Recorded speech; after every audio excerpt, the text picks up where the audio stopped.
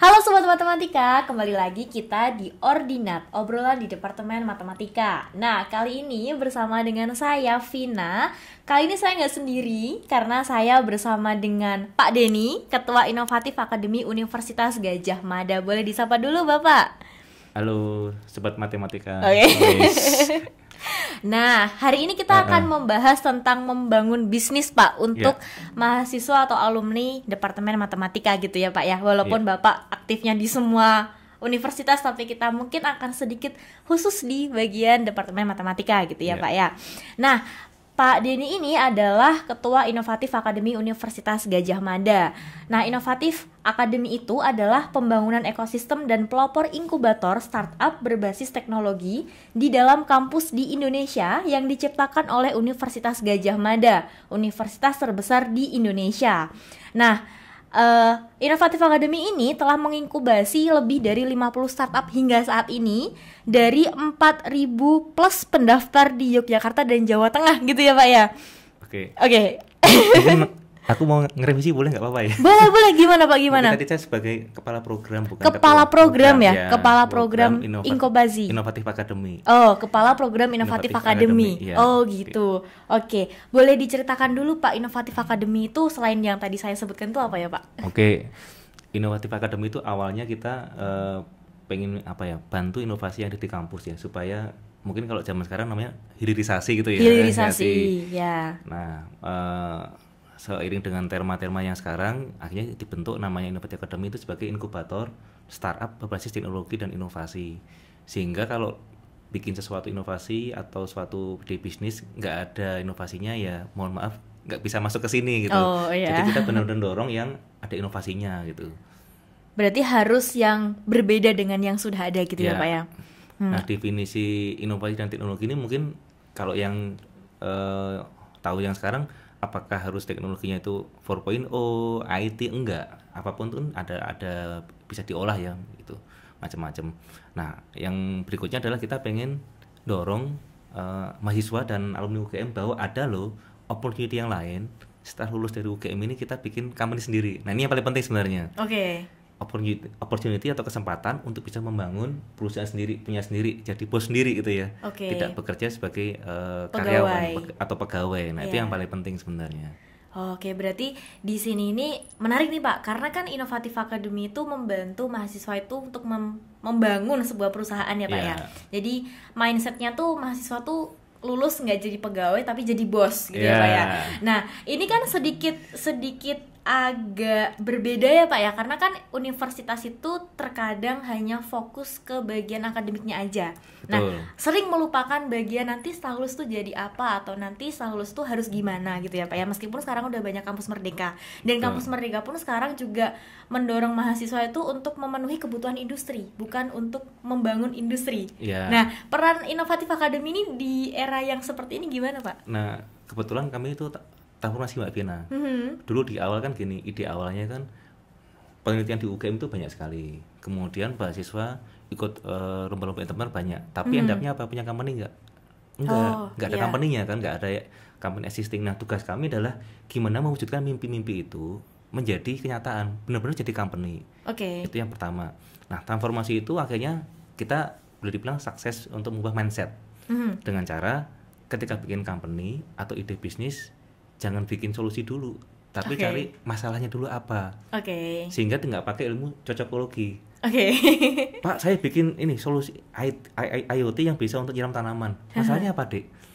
Kadang langsung bingung. Tiba-tiba bikin teknologinya dulu gitu. Nah, ini yang kita pengen bantu berpikir lebih terstruktur gitu ya. Semi terstruktur ya, ada alasan kenapa harus bikin startupnya gitu. Nah, kalau yang sekarang terkait dengan Kampus Merdeka, sebenarnya Inovatif Academy itu mendahului Kampus Merdeka. Sebelum ada, kita sudah ada duluan gitu. Duluan baru ada ya Pak ya? Baru ada. Oke. Gitu. Ya, yang paling mendasar adalah kalau Kampus Merdeka kan menawarkan ada SKS. Nah, kami itu di awal tidak pernah berbicara masalah SKS. Karena pengennya goalsnya adalah mahasiswa, alumni, bahkan dosen punya ide-ide bisnis, bisa punya company. Masa mau punya perusahaan minta SKS gitu kan, logiknya kayak nggak ketemu gitu. Bahkan di tempat kami founder Pak Denny atau saya sedang dipanggil Mas sih sebenarnya. Bapaknya kesannya saya senior banget. Mas, boleh minta sertifikat nggak? Come on, kamu founder loh. Masuk founder minta sertifikat ya. Terus masa founder melamar kerja kan jadi kayak aneh ya Pak ya. Kayak aneh gitu loh. Makanya yang dibangun di sini adalah mindset menjadi seorang founder dulu. Bagaimana menjadi founder? Berarti kan kamu harus memikirkan problemnya apa, solusinya apa, kemudian kamu hiring orang sebagai timnya gitu ya. Atau ngajakin teman-teman lah, yuk bikin tim gitu ya. Menarik nih Pak. Nah, kalau di Inovatif Academy itu gimana Pak hubungannya dengan, maksudnya kan mahasiswa itu kan kadang tuh bingung nih Pak, saya tuh pengen jadi orang sukses, saya pengen jadi bos, tapi saya nggak tahu apa-apa, saya harus gimana, biasanya gitu ya Pak ya. Terus kadang-kadang juga nggak pede, apakah aku udah punya bisnis kayak gini tuh bisa tak bawa menjadi sesuatu yang baru nih gitu kan Pak. Nah terus kalau misal mau daftar gitu, biasanya mereka juga kepikiran udah cocok belum sih, udah oke belum sih gitu Pak. Nah gimana sih Pak untuk mereka semua itu bisa mencoba untuk dibantu, dibimbing gitu Pak di Inovatif Academy? Oke, yang pertama kan kalau mau dibantu ya harus daftar program dulu. Ya, daftarnya bisa ke Instagram kita @iaugm. @iaugm ya Pak. Nah, masih buka ya Pak? Masih buka. Sampai kapan Pak? Sampai akhir bulan ini. Oke. Masih ada gitu. Oke. Websitenya juga ada ia.ugm.ac.id gitu. Juga ada informasinya. Kita ada informasi-informasi. Kemudian bagaimana cara memulai? Ini pertanyaan yang berulang kali sering ditanyakan. Pak, saya mau bikin perusahaan, mau bikin startup. Caranya gimana? Yang pertama, terus terang literasi baca itu perlu. Kalau kita kan ini ya dari kecil, termasuk saya diajarkan itu kita berpikir yang linier. Habis SD, SMP, SMA, kuliah, kerja tanyain lagi kapan nikahnya, tanyain beli rumah. Sehingga kalau nggak ngikutin pipeline ini dianggap nggak sukses. Karena tadi bicara kesuksesan. Betul. Nah, di Inovatif Academy kita ngajarin yang non linear. Setelah lulus tuh nggak harus kerja dulu, kamu berusaha dulu. Sehingga memang akhirnya di tempat kami banyak, kalau bahasa kerennya R&D-nya ya, coba-coba. Tapi mungkin kalau bahasa yang merakyat sama ngajarin belajar untuk bikin kesalahan. Jadi bikin kesalahan itu hal yang normal sebenarnya dalam membuat usaha atau merintis satu bisnis. Kenapa? Ya saya pikir dalam pengalaman saya selama lebih dari 1 dekade, nggak ada orang punya ide bisnis dieksekusi langsung sukses. Pasti ada gagalnya dulu ya Pak ya? Pasti ada gagalnya, coba lagi. Nah ini kan orang matematika nih, kan orang sains, coba penemu. Einstein berapa kali percobaan itu? Ratusan ribuan kali kan? Baru sukses gitu loh. Coba-coba gitu loh. Kalau kita lihat Google dulu, kita ngomongin yang berbau agak tech-nya ya, ada biar kebayang kan. Google bikin search engine nggak duluan loh. Yang duluan Yahoo loh. Terus apakah langsung punya duit? Enggak juga, mereka coba terus sampai akhirnya malah bisa ada Google Ads, sekarang bikin macam-macam gitu ya, bikin apps-nya juga gitu loh. Dan itu kan bukan waktu yang pendek, long journey yang gue bilang. Nah ini yang kita ajarkan ke teman-teman gitu. Menarik nih Pak. Nah kadang tuh ya Pak, kalau misal mahasiswa itu galaunya tuh sebenarnya di semester 7, 8 pas lagi mau selesai skripsian ya Pak ya. Nah terus mereka tuh pada akhirnya itu mereka tuh bingung nih, ini nanti aku lulus mau kemana. Kadang tuh mahasiswa kalau sudah di semester akhir tuh merasa salah jurusan malah Pak. Kok kayaknya aku nggak dapet apa-apa ya dari kuliah ya? Biasanya gitu ya Pak ya. Kok malah aku nggak dapet apa-apa dari kuliah? Apa malah bingung sendiri. Terus ini skripsi kok nggak ngerti nih gimana? Nggak selesai gitu ya Pak ya. Terus akhirnya mereka tuh cari pekerjaan seadanya, biasanya gitu Pak. Nah terus atau juga mereka mau bangun bisnis tapi bingung. Mulai dari mana? Dan mereka kadang itu kalau misalkan mau mulai bisnis tuh merasa kadang ada yang udah telat, karena kenapa nggak dari dulu, kenapa nggak ini nggak itu gitu kan Pak. Nah cocoknya Pak atau idealnya tuh mahasiswa itu mulai bisnis ketika mereka setelah di semester 7, 8 pegang skripsi, setelah jadi alumni, atau di semester awal mereka udah mulai bangun bisnis. Itu idealnya gimana Pak? Gini Mbak, mungkin menarik ya, usia berapa kita mau bangun bisnis? Sebelum ke situ saya mau balik lagi pertanyaan mendasar. Seringkali kita membangun perusahaan nih, butuhnya apa? Orang selalu bilang butuhnya dana. Betul. Pertanyaan pertama pasti itu. Setuju. Butuh uang Pak, butuh modal. Aku agak jamin sedikit. Oke, butuh modal. Sekarang saya tanya, hampir semua perusahaan yang udah sustain, bahkan UGM sendiri, korporasi, multinational company, itu ada namanya program MPP, masa persiapan pensiun. Iya. Di mana diberikan training, baik di bidang agrobisnis, hampir semua lah, ternak ayam lah, ternak lele, ikan, ya mungkin pertanian, macam-macam. Bahkan waktu selesai pensiun, diberikan uang pensiun untuk memulai modal usaha kan. Iya. Tetapi kenyataannya berapa persentase mereka yang Sukses dalam membangun usaha, Yes. yang katanya butuh modal, Yes. rata-rata nggak berani. Ya kan. Iya. Anak muda sama, butuh modal, dikasih modal mau mulai mikir-mikir. Jadi Iya. kalau waktu tuh nggak, menurut saya yang penting keberanian untuk Keberanian dulu memulai. ya, Pak ya. Kalau mau lebih ya, karena di UGM ya kita ngomong secara teori ya. Iya. Fundamentalnya kan definisi entrepreneur itu apa sih? Orang yang berani mengambil resiko. Oke. Secara definisi ya. Iya. Berarti kan emang orang yang berani dulu. Kalau Berarti pelakunya dulu pelakunya ya, Pak ya? dulu. Kalau dia nggak berani, ya mundur terus. Mau bikin kos-kosan, nanti kalau sepi gimana ya? Bikin warung bakso, kalau nggak ada yang beli gimana ya? Iya, setuju Pak, setuju. Bikin teknologi, aku bikin ini rengan robot.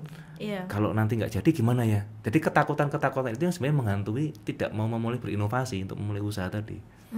Oke. Berarti nggak ada timeline atau waktu khusus untuk memulai bisnis. Iya. Adanya adalah gimana diri kita sudah siap gitu ya, Pak Siap, ya? secepat mungkin dimulai gitu Oh, sebenarnya. gitu. Oke. Tapi kalau dari pengalaman saya pribadi, lebih enak tuh mulai yang dari SMA sebenarnya. Dari Kecil-kecil. Jualan Oh. permen kah, jualan, kalau zaman saya itu mungkin konvensional ya. Iya. Sampul buku dijual. Otaknya otak bisnis lah gitu. Oh, iya. Oh, biar oke. lucu-lucu ya, jual-jual stiker. Iya. Aku nggak tahu ini dunianya mungkin agak berbeda ya kita ya. Di zaman saya kan sampul kan coklat. Iya. Kenapa harus coklat sih sampulnya gitu? Kenapa nggak sampul yang lain? Warna-warni ya, Pak. Iya. Terus dijual Terus gitu. nama-nama kayak stiker ditempel-tempel. Itu yang versi anak-anak gitu ya. Iya.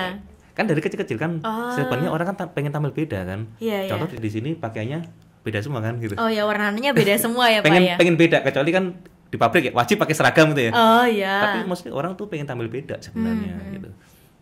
Kalau kayak cowok-cowok nih punya motor, pengennya diganti peleknya warna apa, kan pengen tampil beda. Ganti jok ya, Pak, apa, ganti ban ya, Pak. ganti apa yang warnanya beda kalau bisa dikasih. Oh, iya. Cewek pun juga sama kan. Iya. Nggak pengen sama dengan yang lain gitu loh. Iya. Sebenarnya kan itu kan ilmu dasar mananya value proposition, apa bedanya gitu. Oh iya. Kan dasarnya kan kita punya bisnis kan value propositionnya apa, bedanya apa sih? Oh kalau bikin IoT pakai untuk siram tanaman banyak yang bikin, mati lampu banyak yang bikin juga, terus bedanya apa gitu. Dengan punya kita ya, Pak. Ya dengan punya kita, value-nya apa punya kita gitu. Nah itu kan ketika dikasih pertanyaan seperti itu pasti pada bingung, apa ya? Iya ya, Pak Oh ya. servernya kita di dalam negeri, memang aku juga tinggal pindahin server doang selesai kan gitu. Iya, ya. Berarti kan nggak ada inovasinya sebenarnya. Iya, setuju. Kayaknya wah keren nih bisa matiin lampu. Ya kamu beli, sorry ya aku udah ngomong secara fundamentalnya ya. Iya. Beli aja di Tokopedia atau mungkin di Shopee, e-commerce, toolsnya, berajang rakit, selesai. Oh. Jadi kan sebenarnya nggak solving the problem, ya kita kayak keren aja gitu loh. Iya. Ya keren, terus what next, bisnisnya apa gitu Oh loh. iya. Nah ini kan yang sering terjadi kan gitu loh. Oke. Kalau yang misalkan lagi ya di levelnya UMKM tuh ya, Pak kita sudah online, berarti kita udah digital nih 4.0, wis keren banget. Terus bedanya apa? Berarti kan cuma bikin tokonya online, offline, terus bikin website di online kan? Iya. Memindahkan dari yang offline jadi online. Terus value-nya apa? Iya, menariknya apa gitu ya, Pak ya? Kan enggak hampir enggak, cuma memindahkan saja sebenarnya. Iya. Nah itu yang jarang digali sebenarnya. Nah Oke. hal yang kayak gini yang sebenarnya perlu belajar emang dari kecil. Makanya yang paling penting adalah melihat masalah. Kalau orang yang terbiasa melihat masalah, melihat oh ini peluang gitu. Oh iya. Setuju sih, Pak.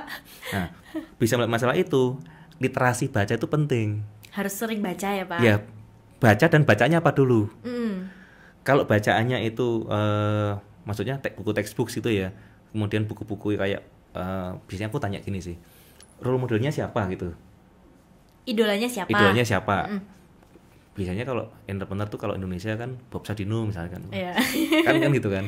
Iya. Kalau yang luar biasanya Jack Ma ya atau Steve Jobs gitu kan. Iya. Ya kan pasti kan terasosiasinya kan seperti itu kan, Bill Iya. Gates gitu loh. Nah, dari situ kan dia baca, oh ceritanya Steve Jobs gimana sih kok bisa bikin Apple gitu kan, dari garasi, iya. dari kan perjuangannya emang kayak gitu. Tapi orang lihatnya suksesnya aja Suksesnya ya Pak ya. aja, Belakangnya enggak ini. Transformasinya kan mereka kan bertransformasi kan dari ini, kalau di startup namanya pivot ya. Iya. Kalau bahasa saya sih mudah, bahasa pasar itu masyarakat tuh jual bakso nggak laku, ya udah ganti soto lah gitu loh. Ya. Terus mau ditungguin kan, ada stupid apa nanti nggak laku terus ditungguin gitu. Ya ganti ide, oh kayaknya nggak cocok ini gitu loh. Oh iya. Gitu.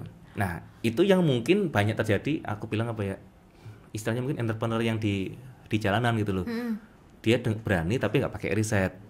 Oh ya, asal jual aja ya asal, Pak ya. Asal mulai dulu, melihat ini jalan dulu. Itu oke, menurut untuk mulai itu oke. Tapi akan lebih baik kalau ditambahin tadi knowledge-nya dari inkubator, Innovative Academy. Kita udah brand duluan, oke itu bagus. Ditambah kita ngeriset sebenarnya problemnya apa sih. Nah problem ini kita harus tahu problemnya besar atau kecil. Nah kalau mahasiswa tadi yang mau mulai sulit kan, aduh mau mulai dari mana ya? Iya. Kan harus tahu problem, kan harus banyak berinteraksi. Harus banyak relasi jejaring Banyak juga ya Pak ya. jejaring juga. Kalau nggak lari ke sana, nggak bisa. Gimana? Iya ya. Berarti harus tahu keadaan sekitar dulu. Keadaan sekitar. Baru bisa memutuskan untuk memulai apa nih gitu ya Pak ya. Nah kemudian setelah itu di leverage di scale pemikirannya. Oke, misalkan nih yang paling gampang di UGM, kayaknya mau bikin perusahaan susah, itu problem loh. Iya, setuju. Kan problem besar nggak sih? Besarnya seberapa? Apakah kalau kita pakai number, jadi ini matematika takut salah saya nih. Maba itu kan 9.000 mahasiswa ya. Iya. 9.000 total yang ada di UGM itu berputar gitu sekitar 50.000 Ya. data dari gedung pusat ini. Ya. Dari 50.000 ini, kira-kira yang mau bikin company ada berapa sih? 10% ada nggak sih? Mungkin ada yang pengen banget, Iya. penginan. Itu pemimpinan tuh terutama untuk mahasiswa tingkat akhir sih Pak. Kayaknya Iya. aku mau ngapain nih, Mau bingung kan ngapain ya itu Pak ya. ya. Ada yang kayak kalau gagal ya udah coba yang lain, kalau sukses ya berarti beruntung, ada yang gitu sih Pak. Tapi kalau misal bener-bener pengen itu mungkin nggak ada 10% sih. Nggak ada 10% kan? Kayaknya. Nah berarti kan itu juga, berarti kalau kita kumpulkan mungkin ada sekitar 4.000 5.000, lumayan besar ya. Ya. Angka yang besar kan. Nah dari situ kita bisa riset lagi lebih deep nih, mereka pengen itu butuhnya apa. Nah, jadi bisnis kan ini kan. Iya. Nah, itu bisa juga kita, mungkin aku mau bikin tapi nggak punya tim. Iya. Misalkan. Nah kita bisa bikin nih mungkin suatu company yang pencari tim gitu misalnya gitu. Oh iya oke. Kan bisa jadi melengkapi ekosistem gitu. Oh pengen bikin tapi nggak tahu harus bikin teknologinya apa. Mungkin kita bisa bikin workshop untuk sertifikasi atau pelatihan gitu. Nah itu memang harus dari awal kita kuat ngerisetnya gitu. Kalau cuma ngasal-ngasal berani itu oke, menurut saya nggak salah ya, itu oke untuk di awal, tapi akan lebih baik kalau ada riset awalnya, riset problem. Nah kalau yang sekarang kan perkembangannya cepat sekali ya, teknologi, inovasi. Saya pengennya membawanya bukan di kelas lokal atau domestik tapi di internasional. Oke. Berarti udah sampai luar juga ya Pak Sampai ya? keluar ya. Contoh misalkan ini sedikit promosi ya, kita kemarin ngobrol dengan namanya MIT RIP. Jadi program kolaborasi MIT dengan UGM, kita membawa beberapa stakeholder. Kemudian untuk set visit ke beberapa kampus di Amerika, kemudian termasuk juga Harvard, macam-macam lah ya gitu.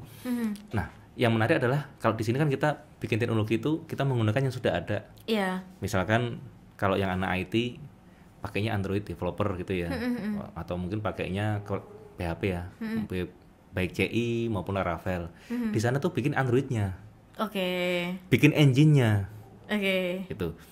Geser lagi misalkan gitu. Ngeri kan, mahasiswa lu, sangar tenan nih aku. Sangar gimana nih, otaknya nyampe gitu.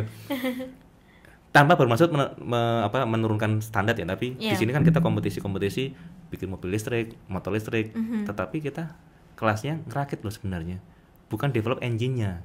Oh oke. Berarti yang sudah ada dimanfaatkan untuk membuat sesuatu itu. Atau kalau di zaman saya dulu, aku bisa bikin komputer, padahal yang dilakukan adalah komputer jangkrik.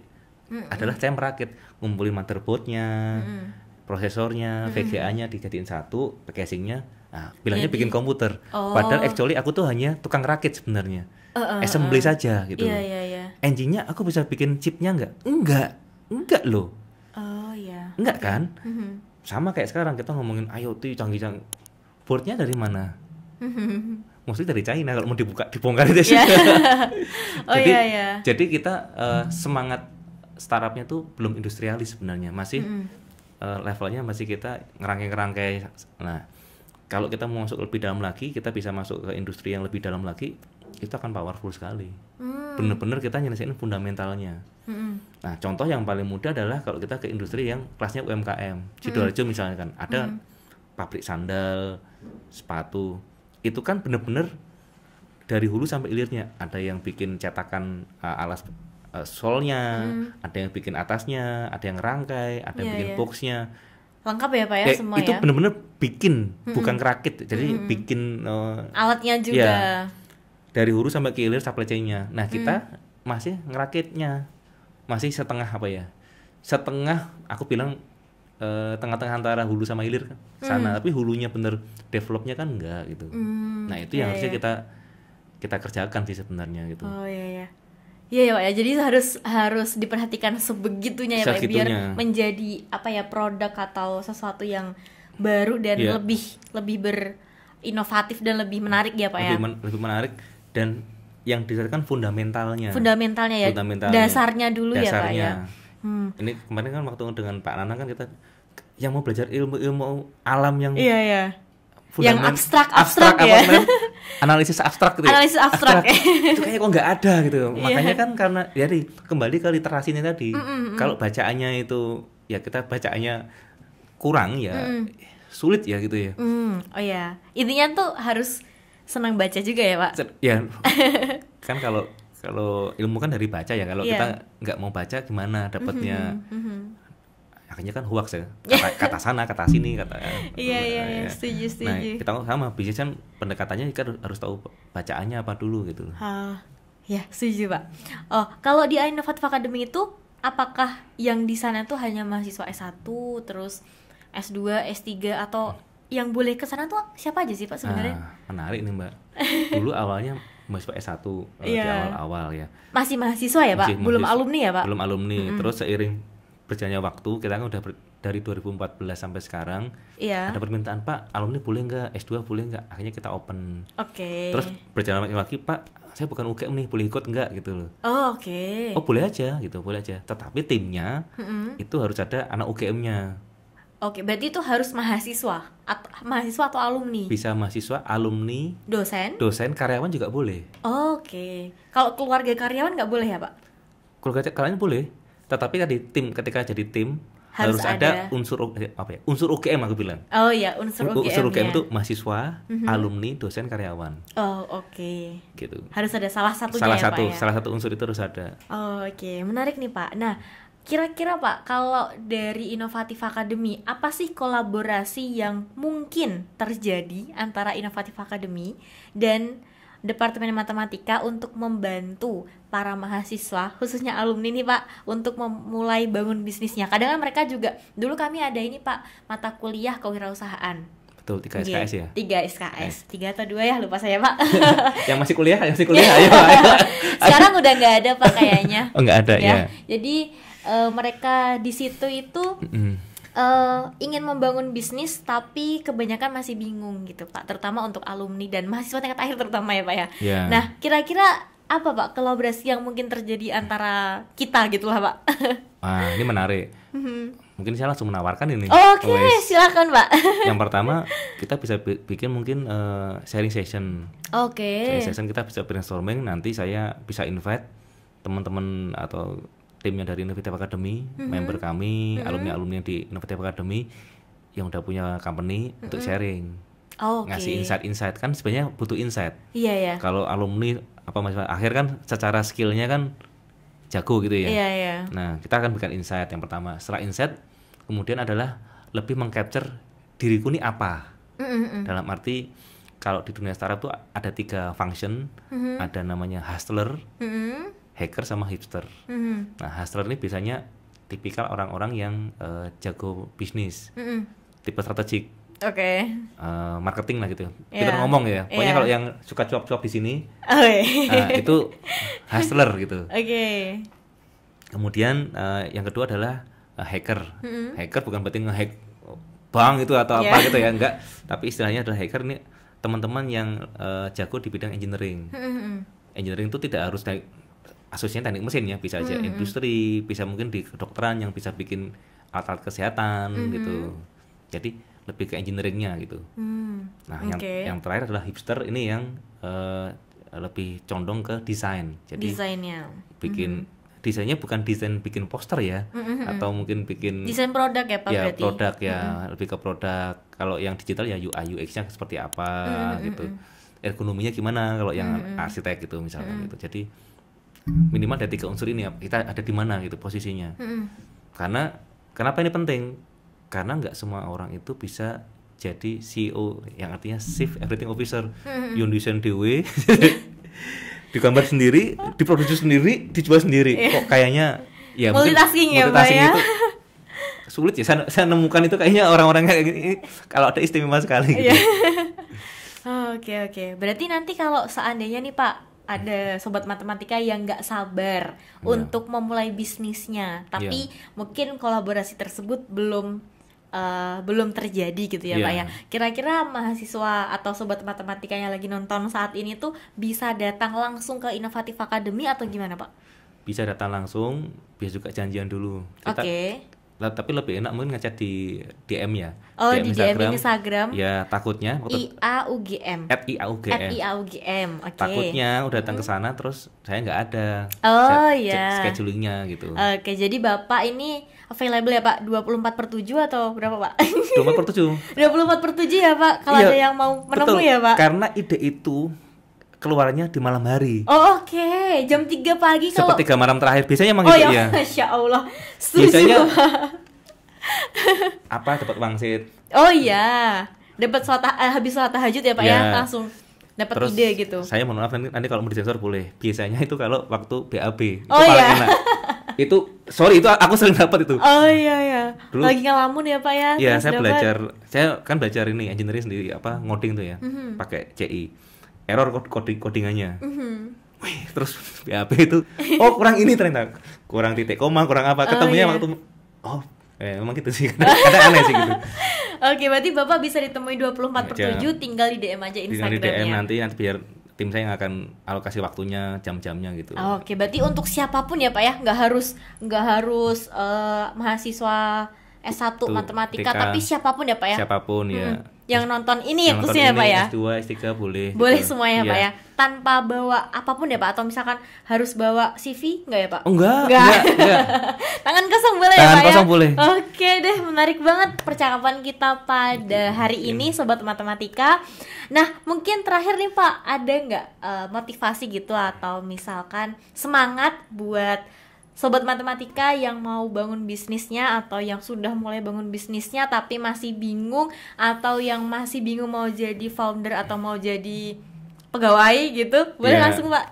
Oke, gimana ya, aku mau mulai juga bingung ini. Silahkan dikompori Pak. Oke, buat anak-anak muda ya, tadi kan saya sampaikan ya bahwa kita bangun usaha itu mulai dari problem yang harus kalian tahu bersama yang di sini. Data menunjukkan 2045 itu adalah Indonesia emas. Kita ada surplus demografi, artinya banyak anak muda. Ini problem nasional. Apa? Kalau nggak ada company-nya, ini mau pada kerja di mana? Nah, sekarang tinggalkan memutuskan mau jadi pekerjanya atau jadi bosnya gitu ya. Gitu. Kalau saya menjadi bosnya dong. ini numbers yang berulang kali mungkin di tingkat nasional sering dibicarakannya. Gitu. Kemudian yang kedua, justru kalau banyak yang pengen jadi pekerja, kesempatan berhasil yang jadi entrepreneur lebih besar karena ini blue ocean bos gitu. Blue ocean ini, kalian kalau mau mulai sekarang itu nggak ada kata terlambat. Sekarang mau mulai, kalian nanti bisa jadi mungkin PC 5-6 tahun udah jadi company sendiri gitu. Jadi harus semangat. Kemudian yang terakhir, namanya entrepreneur itu sekali lagi adalah orang yang berani mengambil resiko. Sehingga kita kalau memutuskan aku lulus bikin perusahaan, ya ada masalah-masalah, jalani saja, nikmatinlah prosesnya itu. Tidak ada yang instan gitu ya, pasti ada masalah. Nah, dengan kalian bisa ngambil risiko, berani, gagal coba lagi, sampai kapan? Sampai kalian sukses. Kalau kalian berhenti, itu adalah kalian gagalnya ketika berhenti. Jadi kalau coba terus kalian pasti akan sukses gitu. Dari saya juga membantu semangat. Oke, terima Sobat kasih. matematika ya. Sobat matematika. Ya. Oke, terima kasih, menarik banget percakapan kita pada hari ini. Intinya jangan sampai tidak berani untuk mencoba ya Pak ya. Yeah.